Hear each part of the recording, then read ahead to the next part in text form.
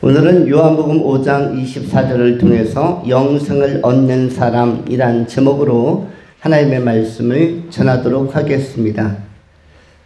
요한복음 5장은 성경 전체에서도 굉장히 핵심적인 구원에 관한, 영생에 관한 것을 예수님께서 직접 말씀해 주시고 설명해 주신 아주 의미 깊은 그러한 책, 그러한 장이라고 할 수가 있습니다. 그래서 구원에 관한 문제가 집중적으로 나오는데 이것은 예수님께서 그만큼 집중하실 만큼, 집중해서 전할 만큼 중요한 주제이기 때문입니다. 그래서 오늘 본문의 제목도 영생을 얻는 사람이란 제목입니다.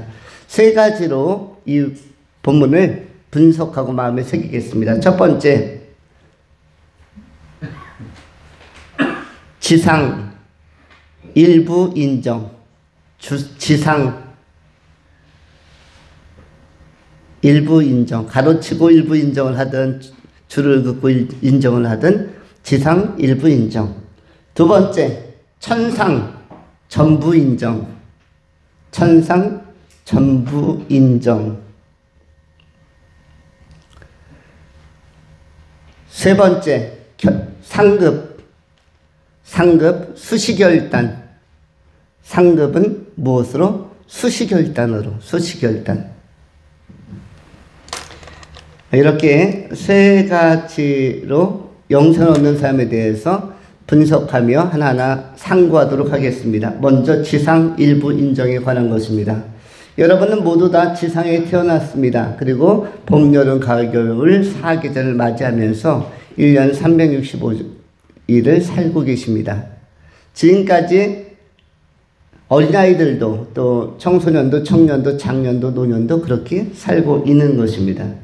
그런데 지상에서의 삶을 잘 산다는 것은 어떻게 사는 것이 잘 사는 거냐면 일부 인정입니다. 일부 인정을 받으면서 사는 게 잘 사는 겁니다. 일부 인정. 일부라는 건 뭐죠? 모든 분야에서 전부 인정받는 게 아니에요. 일부의 분야에서. 일부의 분야에서. 그리고 일부의 때, 일시적인 때에 인생의 전생의 기간 동안 계속 인정받고 칭찬받고 높임받고 이렇게 사는 게 아니라 인생은 한때 인정받을 때가 있는 것이고 한때 칭찬받을 때가 있는 것이고 한 영역에서 인정받고 한 영역에서 칭찬받고 그리고 모두에게 사랑받는 게 아닙니다. 일부에게 사랑받고 인생은 무엇이다? 일부에게 사랑받는 것이에요. 우리의 마음의 희망은 모두에게 사랑받고 싶지만 인생은 그것이 잘 되지 않습니다. 모든 사람에게 다 사랑받고 싶고 모든 사람에게 다 인정받고 싶고 모든 때에 다 주목받고 싶고 모든 때에 다 최상의 삶을 살기는 원하지만 인생은 그것이 되지 않습니다. 왜냐하면 유한성과 제한성과 그 다음에 연약성이라는 것이 있기 때문입니다. 인간은 피조물이기 때문에 일부가 피조물에게는 합당한 용어, 합당한 서술어라고 할 수가 있습니다. 인간은 일부 인정받고 그리고 한때 인정받고 그리고 한 영역에서 인정받고 그리고 한두 사람, 소수의 사람에게 인정받고 그렇게 인생을 살아가는 것입니다. 실제로 우리 인생을 구성하는 데 있어서는 소수가 그 사람의 생애를 끌어갑니다. 어떤 사람도 30명 이상이 넘어서서 그 사람의 생애를 끌지 않습니다. 한 해를 펼쳐보고 한 해를 분석해보면 30명 이내에 근거리에 있는 몇몇 사람들이 나의 행복을 결정하고 나의 관계를 결정하고 그 사람들과 결국 평생 아웅다웅하면서 살아가는 것입니다. 여러분 혹시 가까운 사람들하고 다퉈본 일 있나요? 다투는 사람은 매일 파트너가 상대가 거의 고정되어 있습니다. 말싸움을 하든 신경전을 펼치든 여러 사람하고 다투는 경우는 없어요. 그냥 특정한 사람과 특정한 몇몇과 어떤 때는 신경전, 어떤 때는 옥신각신, 어떤 때는 말다툼. 이게 뭐 300명, 400명하고 여러분이 평생 그렇게 하지 않습니다. 일부, 그리고 자주 만나는 사람, 가까운 사람들과 신경전, 그 다음에 옥신각신 이걸 다 하죠. 일부와의 관계가 사실은 행복도 결정하는 것입니다. 우리는 누구이기 때문에? 인간이기 때문에. 천사가 인간보다 조금 깨끗하다, 깔끔하다 라는 점은 우리 인간들은 누구나 다 화장실 가야 하고 소변과 대변을 배설해야 하고 그리고 가스도 발산해야 되고 코도 풀어야 되고 우리 인간은 눈곱도 가끔 끼기도 하고 또 환절기에 목이 안 좋으면 가래가 나오기도 하고 인간은 좋지 않은 배설물들이 계속 나오죠. 이것을 통해서 우리는 완벽한 그 모습으로 지상을 사는 건 아니구나. 한계를 느끼면서 사는구나. 배가 아프면은 때로는 배탈이 나서 설사가 나기도 하고 뜻하지 아니하게 한계를 맞이한대요. 그런데 천사들은 어떠합니까? 천사들은 이런 배설기관이 없죠. 그래서 코 풀 일도 없고 그리고 천사들은 그러면서 우리보다 훨씬 더 깔끔하고 깨끗합니다.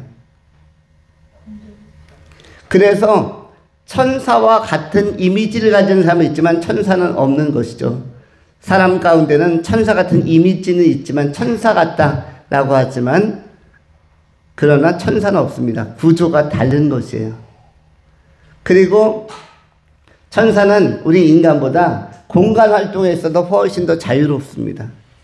예를 들어서 순간이동이라는 것이 우리가 어떤 그 초현대 과학에서 시도하고 싶은 영역, 여기서부터 바로 프랑스 파리로 가고 싶은, 거기서 또 여기 런던으로 가고 싶은 이런 순간이동을 해보고 싶지만은 그것이 인간에게는 안 되지만 누구에게는 되죠? 천사들에게는 됩니다.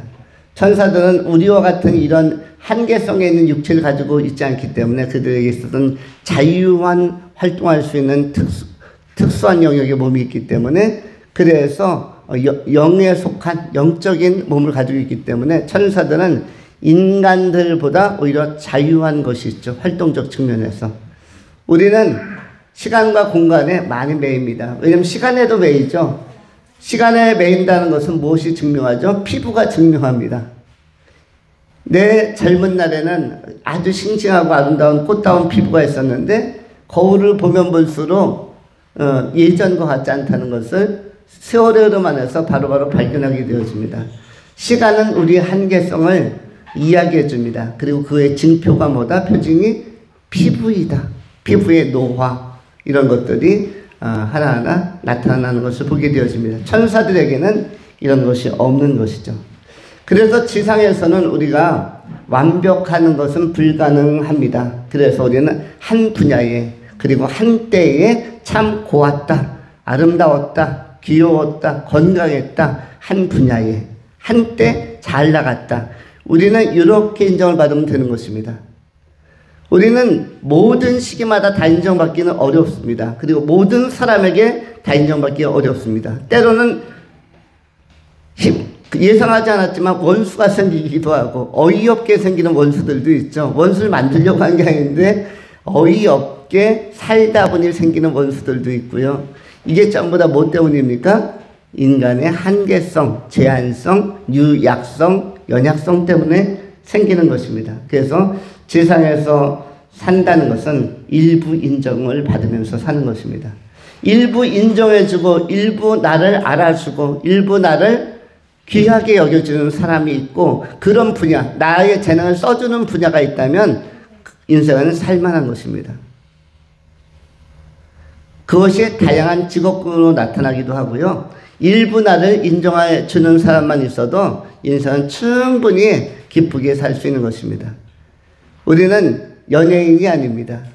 연기자나 가수가 아니고 수만 명의 팬덤을 형성한 사람들이 아닙니다. 한국의 유명한 가수 가황이라고 부르는 조용필이라는 분이 5년만에 한 번씩 잠실 종합운동장에서 잠실 그 체육관에서 그 몇만 명씩 모아놓고 그 콘서트를 연대요. 그런데 콘서트 연다는 것 딱 소식이 들리면 3만석, 5만석이 그냥 단순히 매진이 됩니다. 엄청난 팬덤을 가지고 있죠. 우리는 그렇게 살지는 않는다는 것입니다. 여러분의 팬은 제가 알기로는 30명 이내로 국한이 됩니다. 여러분을 정말 귀하고 이 사람 보배로운 사람, 존귀한 사람, 이 사람 진국 이렇게 존경할 만한 분, 사랑하는 분으로 생각하는 사람은 30명 이내입니다. 더 근거리에서는 20명 이내. 그리고 더 좁히면 10명 이내. 마치 소돔과 고모라 성에 의인 처음에 50명만 찾아봐라 했죠. 그 다음에 45명 찾아봐라, 40명 찾아봐라, 30명 찾아봐라 했는데 의인 30명이 만만치 않습니다. 의인 20명. 나 진짜 아껴주고 인정해주고 격려해주고 도와주고 사랑하는 사람이 몇 명인가? 20명? 10명? 이렇게 축소되는데 알고 보면 한두 명일 수도 있어요. 아브라함 시대에도 롯하나 간신히 한 명 나왔는데 이렇게 예레미야 시대에도 바벨론 포로의 위기 앞에서 바벨론의 침공 앞에서 하나님께서 말씀하셨습니다. 진리와 공의를 구하는 자 한 사람이라도 찾으면 예루살렘 성의 멸망을 막아주겠다. 이렇게 예레미야서 5장에 선언하죠. 그런데 어떻습니까? 그 한 사람을 찾습니다라는 외침에도 불구하고 선지자의 예언과 선포에도 불구하고 한 사람이 잘 나오지 않는 것입니다. 정말로 우리 인생에서 나에게 진짜 도움이 되고 진짜 유익이 되고 격려가 되고 사랑이 되고 나를 인정해 주는 분은 많지 않은 것입니다. 또 그러한 시기도 특정될 수가 있고 분야도 마찬가지입니다. 우리가 모든 분야를 다 잘할 수 있는 것은 아니죠. 그래서 다른 분야에 관해서는 잘하는 분들은 인정해 주면 되는 것입니다. 다른 연기 잘하는 사람 연기를 인정해 주고 시 잘 쓰는 사람 소설 잘 쓰는 사람 인정해 주고 드라마 잘 만드는 사람 인정해 주고 뉴스 잘하는 사람 인정해 주고 스포츠 잘하는 사람 인정해 주고 우리 모두가 다 손흥민처럼 유현진처럼 이렇게 운동을 잘할 수 없는 거기 때문에 다 인정해 주면 됩니다. 또 가수 이명웅처럼 김호중처럼 노래를 다 잘 부를 수 있는 게 아니기 때문에 인정해 주면 되는 것이죠. 그래서 타 분야는 인정해 주면 되는 것이에요. 내가 잘할 수 있는 분야가 아니면 그냥 인정해 주면 됩니다. 그 인정해 주는 거 인색할 필요는 없어요. 어차피 나는 못하는 분야이기 때문에 그 사람이 노래하면 좀 하네라가 아니라 참 잘하네 이렇게 인정해 주면 됩니다. 그림을 그려놨으면 내가 그것을 못 그리는 영역이라면 조금 열심히 그리는 사람 잘 그렸네 정말 훌륭한 작품이네 이렇게 누군가 시를 써놨다면 내가 시를 쓰는 시인이 아니라면 그분 시 참 좋네. 또 어떤 음식점에 가서도 오늘 이 음식점에 이렇게 맛이 없어라고 하는 게 아니라 내가 그 음식을 못 만드는 또 만들 마음이 없는 음식을 먹고 있다면 오늘 음식 그래도 나름 괜찮네. 나름 열심히 만든 것 같네. 감사하네. 이렇게 음식점에서도 잘 먹었습니다 하는 게 좋은 것이 아닐까 생각이 듭니다. 우리가 모두 다 그 짬뽕을 만드는 사람이 아니요. 모두 다 우리가 서양 음식을 만드는, 퓨전 음식 만드는 사람이 아니기 때문에 우리는 다른 분야는 그냥 인정해 주는데 인색할 필요가 없고 인정해 주는 것에 너그러움과 관대함을 가질 필요가 있습니다. 운전을 해주는 분들, 이렇게 택시를 타든 버스를 타든 그분들의 기능, 또 기차, 기관사, 항공기, 운행하시는 분 다 그냥 인정해 주면 되는 것입니다. 고마움으로 받아들이면 되는 것이죠. 그런데 이렇게 일부 인정으로만 끝나면 인생은 밋밋한 것이죠. 이것은 일부 인정으로만 끝나는 것은 객관적인 진단이지 이것은 잘 사는 게 아닙니다. 요즘 잘 산다, 제대로 산다라는 표현을 하려면 그 다음에 붙는 또 다른 전제가 있습니다. 일부 인정은 도입부, 그것은 한 일각, 한 부분이라고 한다면 잘 산다고 하는 것은 뭐냐면 부족한 부분을 발견하고 채워가는 것. 내가 부족한 부분이 있다. 그것이 습관이든 기능이든 학식이든 여러 가지 정보이든 재능이든 부족한 것은 채워가면 되는 것입니다. 채워가는 노력을 해야 되는 것이죠. 그것이 잘 사는 것이에요. 부족한 것이 분명히 발견됐는데 채워가지 않는 것은 잘 사는 것이 아닙니다. 부족한 부분이 발견됐으면 채워가는 것이고, 그리고 기능적이고 재능적인 것은 채워가는 것이고, 또 한 가지 인성적인 측면은 고쳐가는 것입니다. 부족한 것이 발견되면 내 기질이 좀 안 좋은 것 같고 내가 너무 급한 것 같고 다혈질인 것 같고 또는 내가 너무 우울질인 것 같고 내가 너무 작은 일에도 쉽게 낭망하는 것 같고 내가 너무 그 계절에 따라 분위기에 따라 우울해지고 이런다면은 또 내가 너무 성급하다면 이런 것들 또 습관적인 것은 조금씩 뭐뭐다 단점은 고쳐가고 개선해가는 것입니다.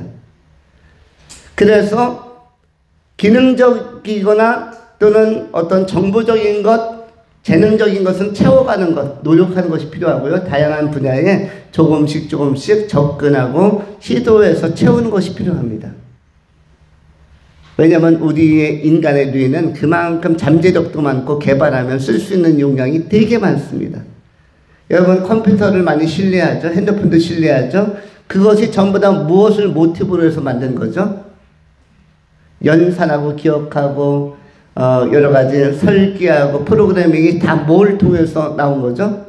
뇌를 연구해서 나온 거죠. 뇌를 연구해서 그걸 기호화한 것이 컴퓨터의 도식이고 프로그램 방정식이고 그렇죠.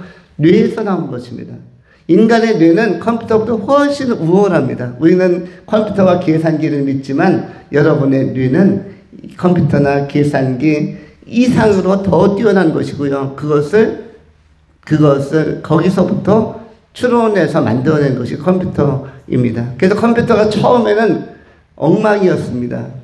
30년 전에 1980년대, 1990년대에 나온 컴퓨터, 그 당시에 여러분 그 컴퓨터를 생각하시는지 모르겠습니다. 이메일 하나 보내기도 되게 어려운, 뭐 전화를 한참 삐리리 전화를 해야만 그 컴퓨터가 작동이 되기 시작하고 이런 유니텔이니 뭐 이런 여러 가지들이 있었죠. 천리안이니 이런 시기로부터 오늘날 현대의 컴퓨터 그리고 스마트폰까지 오기까지는 굉장히 많은 변화의 과정이 있었습니다. 옛날에 그 핸드폰 가지고는 사진 찍기도 어렵고 녹음하기도 어려웠죠. 근데 요즘에는 스마트폰에 사진, 영상 촬영, 뭐 편집 기능, 녹음 기능, 그 다음에 수많은 음원들을 들을 수 있는 것들, 유튜브 기능 다 있지 않습니까? TV 기능까지 이렇게 발전해 온 것인데 다 뭐로부터 왔다? 인간의 뇌로부터 왔다. 그래서 우리는 우리의 뇌에 있는 그 잠재성이 너무나 많기 때문에 컴퓨터 수천 대 모아놓은 것보다 인간의 잠재된 용량이 많기 때문에 그렇기 때문에 우리가 활용할 필요가 있어서 체험이란 영역, 시도해보지 않은 영역에서 할 수 있는 것들을 한번 해보고 싶은 것들을 하나씩 이렇게 노력해 한다면 많이 좋아질 수 있습니다. 주부들은, 여성들은 특별히 뭐 음식 분야, 옛날에는 음식에 관한 레시피 같은 것이 적었지만 요즘은 조금만 노력하면은 막 시도해 볼 수 있죠. 사실 저는 이번 봄에 하나 꼭 시도해 보고 싶은 것이 있는데 알타리무를 잘 담그는 법을 꼭 해보고 싶어요. 저는 이것을 가끔 사다 먹을 때가 간헐적으로 있는데 굉장히 비싸더라고요. 10,000원짜리 하나 사도 3, 4일 먹으면 떨어져요. 무를 몇 개 안 담았더라고요. 근데 최근에 국민마트를 지나가는데 굉장히 큰 그야말로 한 말 정도 되는 한 묶음 그 무가 9,000원 하더라고요. 그래서 아직 시간도 있고 요즘 레시피도 잘 나와 있는데 저 알타리 무 그 맛있던 것 한번 도전해 봐야겠다. 이런 마음을 사실 올 봄에 4월 달에 실행을 하려고 합니다. 이것은 뭐죠? 부족한 부분에 대해서 체험해보고 싶은 건데 이거는 도전해 보려고 하는 것들입니다. 이런 체험의 영역과 무슨 영역이 있다고 그랬죠? 인성적인 면은 고침, 개선이 가능하다. 그래서 체험과 고침으로 부족을 해소해 나가는 것을 갱신이라고 하는데 이러한 갱신의 과정이 꼭 필요한 것입니다. 갱자는 한문으로 경자라고도 있죠. 여러분 기록을 경신했다라고 하죠. 기록을 경신했다. 기록 경신. 100m를 10초에 뛰던 세계 우승자가 9초에 뛰었다면 기록 경신이죠. 수영 100m를 갖다가 뭐 25초에 수영을 주파했는데 이번에 23초에 끊었다 하면은 이거는 기록 경신입니다. 퍼펙트한 세계 신기록. 경신이라고 부르는데 이 경자는 다른 말로 하면은 갱으로도 하는데 고친다고 할 때는 고칠 갱자가 됩니다. 그래서 갱신했다고 하는 것입니다. 갱신. 우리는 이런 총괄적인 갱신, 또 점진적인 갱신이 인생에서 꼭 필요한 것입니다. 인생은 고쳐가는 맛. 사람이 참 좋아졌다. 저분이 인품이 참 좋아졌고, 품격이 있어졌고, 품이 있어졌고, 참 좋아졌다. 후덕해졌고, 따뜻해졌고, 정말 인성 좋으신 분이야. 이미지가 참 좋은 분이야.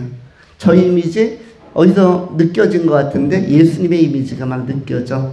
이렇게 우리가 이런 부족한 부분은 고쳐가는 것, 채워가는 것, 그것이 일부 인정과 결부가 되면 인생은 잘 사는 것이라고 할 수가 있습니다. 지상에서는 일부 인정이다. 이렇게 이해하면서 이렇게 마음에 정돈하면서 부족한 부분은 채우고 고치면서 개선해 나가면서 점진적 갱신을 통해서 아름다운 성회를 작품으로 만들어갈 수 있기를 축원합니다. 두 번째로 천상. 천상은 전부 인정입니다. 천상은 전부 인정. 오늘 본문은 영생에 관한 말씀이 나옵니다. 내가 진실로 진실로 너희에게 이르노니 내 말을 듣고 또 나를 보내신 이를 믿는 자는 영생을 얻었고 심판에 이르지 아니하니 하나니 사망에서 생명으로 옮겼느니라. 오늘 본문 말씀에는 용어 중에 부정적 용어도 나옵니다. 심판이라는 용어도 나오고 사망이라는 용어도 나옵니다. 그리고 이르다, 옮기다라는 표현도 있어요. 이 말은 심판이라는 것이 실제로 있는 것이며 또 사망이라는 것이 있기 때문에 옮겨야 하고 어디에 도달해야 한다는 것을 나타내는 그런 표현들이 24절에 나와 있습니다. 심판이라는 것이 있다는 것입니다. 한번 죽는 것은 정한이 있지요. 그 후에는 심판이 있느니라. 여러분 잘 아시는 것처럼 검정 고무신의 작가 이우영 작가가 지난주에 세상을 스스로 떠났죠. 자결을 했습니다. 그분은 검정 고무신은 한국의 작가들이 쓴 이 만화 시리즈 중에 가장 장편이라고 합니다. 48편까지 나와 있다고 합니다. 그리고 영화 애니메이션으로도 하나 개봉이 되었고 이번에 2번에 개봉하려고 완성을 해놨다고 합니다. 검정 고무신 하나 가지고 TV에 도 나오고 TV에 방송 프로그램으로도 나오고 애니메이션으로도 나오고 또 책으로도 나오고 소설로도 나오고 영화로도 나오고 그야말로 그림 그리는 거 하나의 소질을 가졌던 이 사람이 검정 고무신이란 소재 하나를 가지고 60년대, 70년대, 80년대 이야기를 차세대 사람들과 현대세대 사람들에게 다시 들려주면서 다시 향수를 느끼게 하는 그런 좋은 작품을 써내려간 작가였는데 50대 초반의 나이에 너무나 아쉽게 세상을 떠났습니다. 만화라는 일부 인정받는 영역에서는 완전 성공한 분이죠. 검정 고무신의 작가는 무명 작가도 많은데 유명해진 작가입니다. 그런데 이분이 어떤 판권, 소유권 이것을 영화사, 제작사와 계속 실갱이하며 소송으로 가다가 고민 끝에 결론은 교회 가서 기도해 봐야지라고 생각하지 않고 괴롭다, 죽자 해서 그냥 자살을 했어요. 굉장히 허무하지 않습니까? 그렇게 쉽게 세상을 50대 초반의 나이면 얼마나 젊은 나이입니까? 이 젊은 나이에 세상적으로 그 분야에서는 성공한 사람이 이른바 흙수저에서 출발해서 지금은 금수저의 레벨까지 올라가는 사람인데 금수저까지 가기에 얼마나 어려움이 많았겠습니까? 그리고 가족도 형성되어 있고 그런데 부모, 형제, 자녀 또 아내 이런 가족 구성원이 있음에도 불구하고 죽음으로 고민을 탈출구를 삼은 거죠. 이것이 굉장히 어리석은 것인데 세상 사람들의 어리석음은 심판을 인지하는 능력이 없다는 것입니다. 심판이 있다는 것을 인지하는 그것을 지각하는 자각하는 기능이 없고 그러한 그 통로가 없다는 거예요. 그들의 사고에는 심판에 대한 엄숙하고 숙연한 이 진지함에 대한 이해의 통로가 없습니다. 여러분들이 심판을 의식할 수만 있다면 여러분들은 특별한 뇌구조를 가진 사람이고 특별한 혜택을 받은 사람입니다. 심판은 뭐냐면 사망으로 이르는 건데, 사망은 그냥 생명의 호흡정지, 심장의 박동정지가 뇌사가 사망이 아니라 이것은 지옥을 의미하는 것이에요. 지옥에 떨어지는 그 사망의 자리에서 생명으로 어떻게 옮겨올 수 있는가가 우리의 치열한 씨름이고 고민의 자리인데, 그냥 허무하게 자살이라는 것은 인생은 끝까지 오래 살아야 되는데 넉넉하지 않은 사람들도 오래 살려고 하는데, 금수저가 왜 그 작은 문제에서 그 문제를 고민하다가 그렇게 허무하게 인생을 마쳐야 됩니까? 이것은 복음이 없어서입니다. 검정고무신을 다 읽어보지 않았지만 일부 읽어보았지만 분명히 이 사람이 진지하게 교회 나가는 것이 검정고무신의 스토리가 없을 것 같아요. 옛날에는 지금보다 교회 다니기가 더 좋은 시대였고 더 순수한 시대였고 교회 다니는 열기가 뜨거웠던 시기입니다.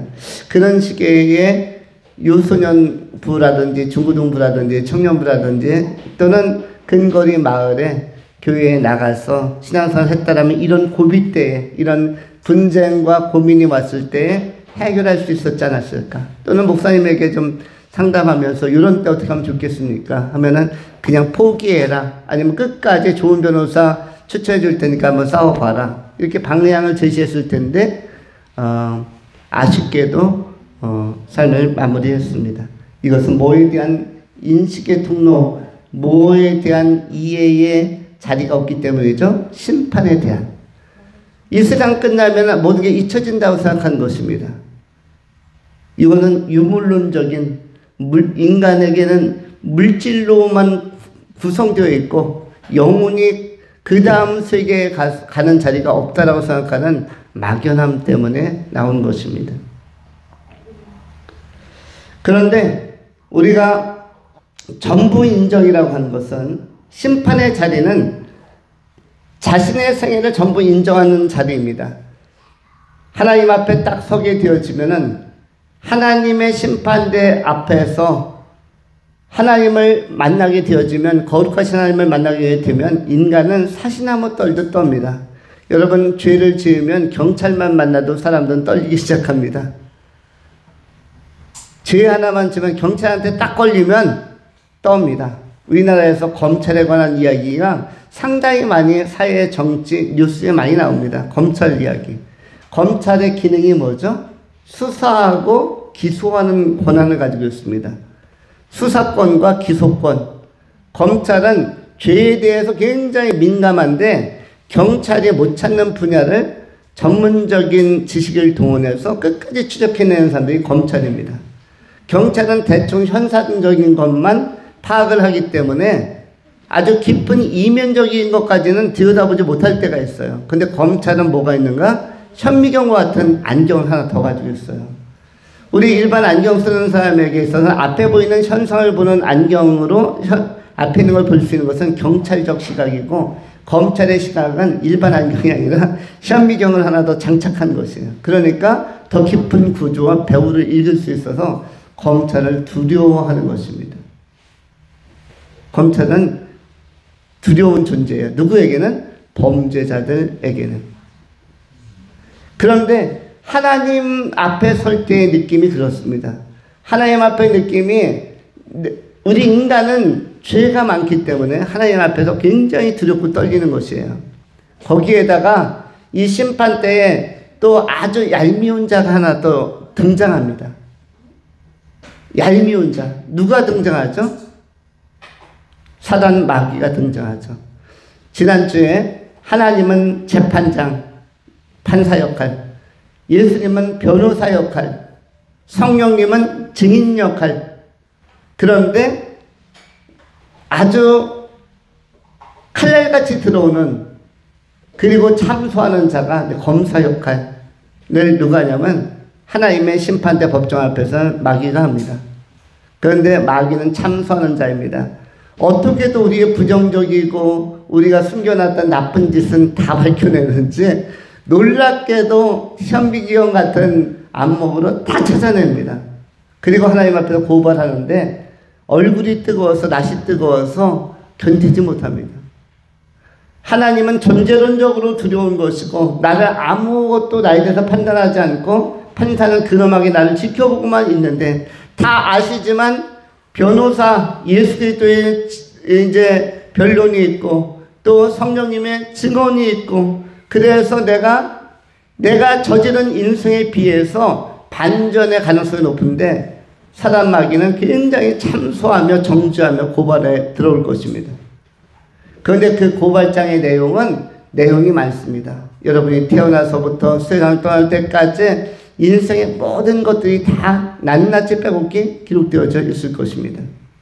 여러분 자서전을 쓰실 줄 아십니까? 자서전 써보시거나 쓰고 있는 분이 있는지 모르겠어요. 자서전은 남이 써주면은 자서전은 굉장히 멋있게 씁니다. 여러분에 대해서 소설가한테 한 500만 원 주고 나에 대한 자서전 좀 써주십시오 하면요. 여러분에 대한 거 소스 몇 개 주면은 그 경험담 몇 개 주면 최고로 멋있게 씁니다. 위인 전기집도 마찬가지입니다. 위인 전기집도 굉장히 멋있게 나오죠. 그런데 그 사람들의 인간의 이면을 들여다보면 내면 세계를 들여다보면 굉장히 악하고 추한 것도 굉장히 많다고 합니다. 대표적인 사람이 누구라고 하죠? 마하트마 간디. 간디 같은 사람은 평화 박애주의자로서 세계적인 명성이 있지만 동시에 아주 독특한 취향으로 굉장히 나쁜 것도 많은 사람이 뭐다? 간디라고 하죠. 부정적인 것이 되게 많고 죄도 많은 사람. 그런데 위인전기집에는 그 부정적이고 나쁜 것이 나올까요? 안 나올까요? 안 나오죠. 좋은 것만. 왜냐하면 이거는 다른 사람이 써줬기 때문에. 그런데 하나님의 심판대 앞에서는 다른 사람이 써주는 자서전이 아니라 내가 진술하는 자서전이 나옵니다. 내가 진술하는 자서전. 여러분 우리의 죄는 누가 알죠? 딱 두 분이 아시는데 여러분의 죄, 내 죄는 누가 알렸다? 첫 번째는 내가 합니다. 네가 알렸다. 우리 조선시대 사극에도 보면은 그 무릎을 딱 꿇고 관원에 나가면 우리도 가까운데 양주 관원이 있지 않습니까? 관원에 딱 끌려가면은 네 죄는 누가 알렸다? 네가 알렸다. 우리 인생의 죄, 내 죄는 내가 합니다. 두 번째는 누가 하십니까? 증인 되신 성령께서 다 알고 계신 것이에요. 우리와 계속 임마누엘의 영으로 함께 하시기 때문에 다 알고 계신 것입니다. 그래서 뭐가 좋으냐면 자전적으로 내가 고백하는 게 중요합니다. 자전적으로 내가 고백하는 게 좋습니다. 다른 사람이 나의 전기를 쓰면은 좋은 것만 쓰지만 내가 내 전기를 쓰면 사실대로 직고하게 되는 것입니다. 하나님의 보좌 앞에 나아가 직고하는 것이요. 다 고하는 것입니다. 직고했을 때 직고한 대로라면 이건 심판에서 벗어나기 어렵죠. 그때 변호사, 변호인의 기능을 또 역할을 하시는 예수님이 등장하는 것입니다. 그리고 이 사람은 내가 변호하겠다. 이 사람은 나의 이름을 믿었고 나의 말을 믿었고 그리고 나의 보배 피를 믿었고 오늘 본문에 나오면 24절에 나온 내용과 같이 내가 진실로 진실로 너희에게 이르노니 내 말을 듣고 내 말을 들었다. 여기서 내는 누구입니까? 예수죠. 예수의 말을 들었고 또 나 보내신 이를 믿는 자. 나 보내신 이는 누구입니까? 하나님이죠. 하나님의 믿는 자는 영생을 얻었다라고 되어져 있습니다. 사망에 빠지지 않고 생명으로 옮겨진다고 말씀합니다. 그래서 우리가 죄인으로서 근거가 약하고 하나님 앞에서 구원받을 근거가 너무나 취약하기 때문에 반드시 예수님의 말씀 듣고 하나님을 믿어야 하는 것입니다. 그래서 사망에서 생명으로, 심판에서 구원으로, 심판에서 영생으로 신분도 바뀌고 위치도 바뀌고 우리가 이러한 그 구원의 풍성한 자유로 다 나가야 하는 것입니다. 우리 그리스도인들에게 있어서 가장 큰 권능, 우리는 하나님을 아버지라고 부르죠. 하나님을 아버지라고 부르면 아버지 하나님이 인간에게 자산을 주십니다. 여러분은 하나님께 어떤 자산을 물려받았습니까? 자산은 몇 가지가 있습니다. 세 가지 자산을 받는데 우리 아동부 성도님들도 이거는 들으셔야 됩니다. 자, 하나님께서 내게 주신 자산은 세 가지가 있다. 여러분이 세 가지 한번 마음의 노트에 한번 적어보세요. 하나님께서 내게 뭘 세 가지 주셨는가? 우리는 하나님을 아버지라고 부릅니다. 아버지라고 부르면 분명히 하나님은 아버지는 자녀에게 아들, 딸에게 뭔가 주셔야 되지 않겠습니까? 뭔가 자산이나 유산을 물려주셔야죠. 그런데 우리 하나님께서도 우리에게 세 가지를 물려주셨는데 첫 번째는 재능을 물려주셨습니다. 그래서 여러분이 사는 것입니다. 재능을 물려주셨습니다. 노래하는 재능이든 또 공부하는 재능이든 운동하는 재능이든 음악을 만드는 재능이든 글을 쓰는 재능이든 요리하는 재능이든 뭐 기타 등등의 수많은 재능 중을 수만 가지 중에 하나를 내게 주셨습니다. 운전하는 재능이든 뭐 가르치는 재능이든 뭔가 재능을 주셨습니다. 연구하는 재능도 있을 것 같고요. 자, 재능을 주셨습니다. 재능. 그것이 누가 주신 것이라고요? 하나님이 아버지께서 여러분에게 자녀들에게 주신 선물입니다. 좋은 것 중에 하나입니다.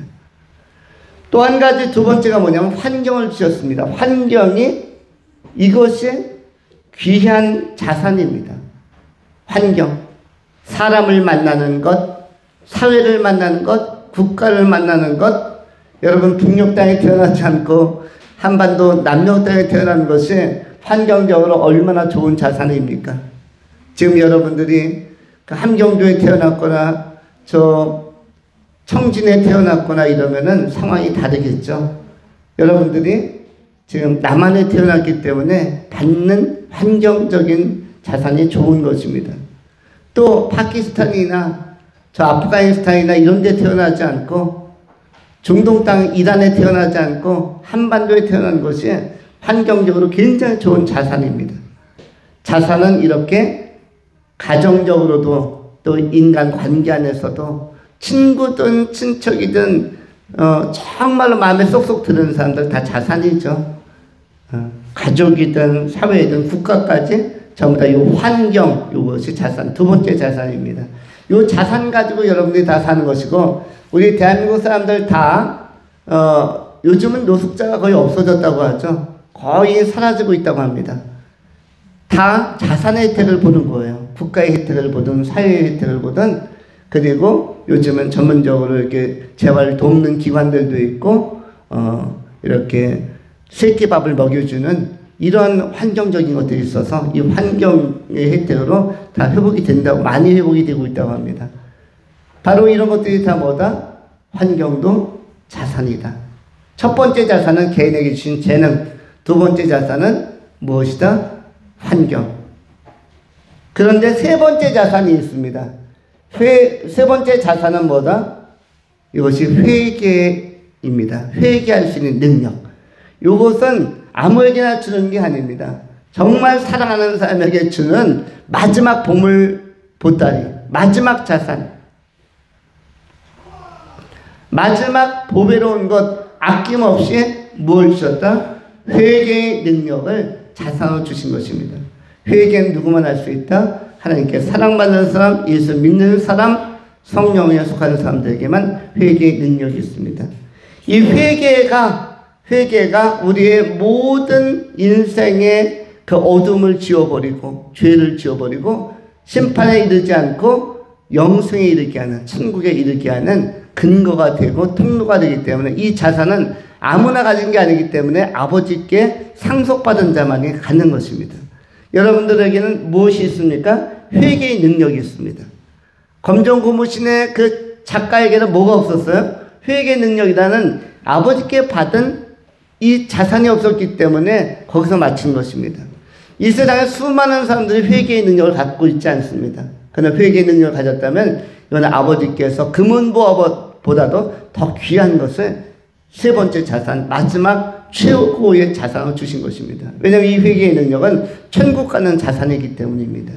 천국으로 직행하게 하는, 나아가게 하는, 영생을 누리게 하는 자산이 회개의 능력인데, 이것이 그리스도 안에 있는 사람들, 예수 믿는 사람들, 본문에 의하면 내 말을 듣고 또 나 보내신 이를 믿는 자는 영생을 얻었다라고 표현하는 것과 같은 맥락이라고 할 수 있습니다.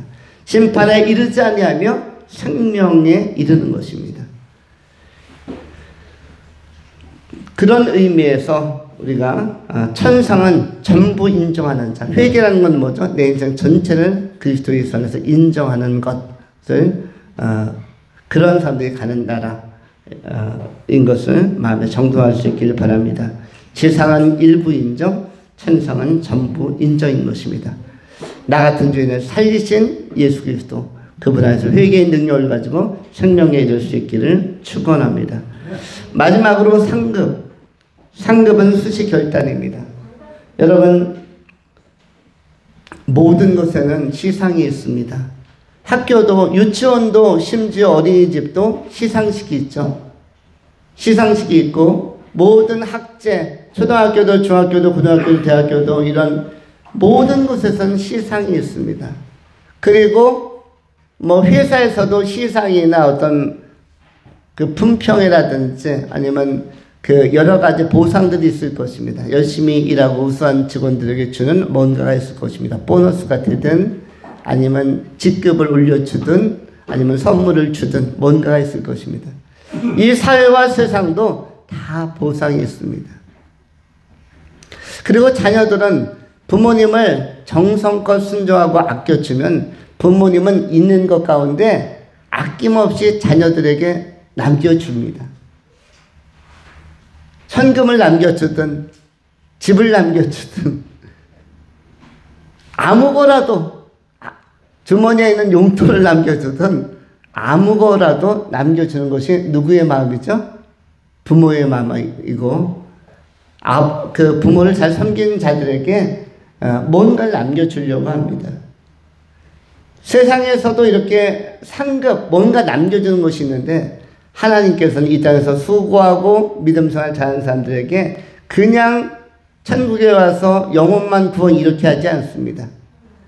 우리의 영혼을 완벽하게 회복시켜 주시고 우리의 몸을 부활로 회복시켜 주시며 또한 성경이 약속한 것처럼 우리의 자존감을 회복시켜 주십니다. 그것이 뭐냐면 칭찬과 명성이라고 성경이 기록하고 있습니다.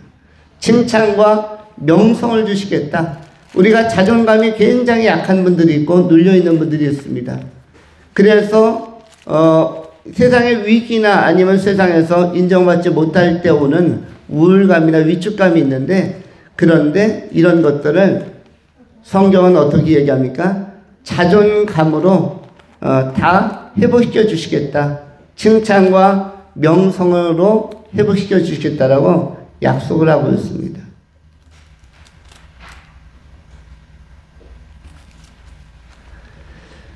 학개서 2장 23절에는 이렇게 표현합니다. 내 종 스룹바벨아 여호와가 말하노라. 그날에 내가 너를 세우고 너를 인장으로 삼으리니 이는 내가 너를 택하였음이니라. 만군의 여호와의 말이니라. 인장으로 삼으셨다. 인치시고 그리고 인정하는 자로 삼으셨음을 선언하고 있습니다. 하박국 3장 18절의 성경을 통해 이렇게 말씀합니다. 나는 여호와로 말미암아 즐거워하며 나의 구원의 하나님으로 말미암아 기뻐하리로다. 주 여호와는 나의 힘이시라. 나의 발을 사슴과 같게 하사 나를 나의 높은 곳으로 다니게 하시리로다. 나의 발을 사슴과 같게 하사 나를 나의 높은 곳으로 다니게 하시리라. 나의 높은 곳으로 다니게 하시겠다라고 또 이렇게 인정해 주시고 인장해 주시는 것입니다. 우리 하나님께서는 반드시 보상을 해 주시고 반드시 높여 주시고 반드시 채워 주십니다. 또한 스바냐서에서도 마찬가지로 이렇게 약속해 주고 있습니다. 스바야서 3장의 말씀입니다. 17절부터 너희 하나님 여호와가 너희 가운데 계시니 그가 구원을 베푸실 전능자이시라. 그가 너로 말미암아 기쁨을 이기지 못하여 하시며 너를 잠잠히 사랑하시며 너로 말미암아 즐거이 부르며 기뻐하시리라 하리라. 그때 내가 너를 괴롭게 하는 자를 다 보라고 저는 자를 구원하며 쫓겨난 자를 모으며 온 세상에서 수욕받는 자에게 칭찬과 명성을 얻게 하리라. 20절 내가 그때 너희를 이끌고 그때 너희를 모을지라. 내가 너희 목전에서 너희의 사로잡힘을 돌이킬 때에 너희에게 천하 만민 가운데서 명성과 칭찬을 얻게 하리라. 여호와의 말이니라. 스바야서 3장 19절로 20절에 칭찬과 명성이라는 단어가 용어가 2번 반복되고 있습니다. 19절에서도 칭찬과 명성을 얻게 하리라. 20절에서도 천하 만민 가운데 명성과 칭찬을 얻게 하리라. 여호와의 말이니라. 이렇게 우리의 명성과 칭찬을 통해서 자존감을 회복시켜 주는 나라가 하나님의 나라 천국이라고 할 수 있습니다. 이것은 상급에 해당하는 것입니다. 자존감이 높으면 환경에 영향을 안 받습니다. 환경에 전혀 영향을 안 받고 항상 회복을 빨리빨리 할 수가 있습니다.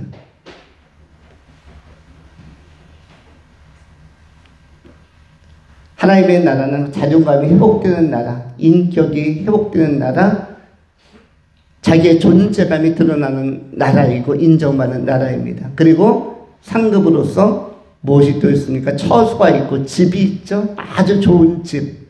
여러분들은 흑수저, 동수저, 은수저, 금수저가 아니고 다이아몬드 수저가 아닙니다. 여러분들은 비교할 수 없이 값진, 지구보다 더 비싼, 더 값진 대저택을 선물로 받은 자들입니다. 상급으로. 지구 전체를 다 모아도 하나님의 나라 천국에 있는 여러분의 집을 감당하지 못합니다. 그것은 길 자체가 금으로 만들어져 있다고 하죠. 금붙이 몇 돈이기에 갖다 비출 것도 없습니다.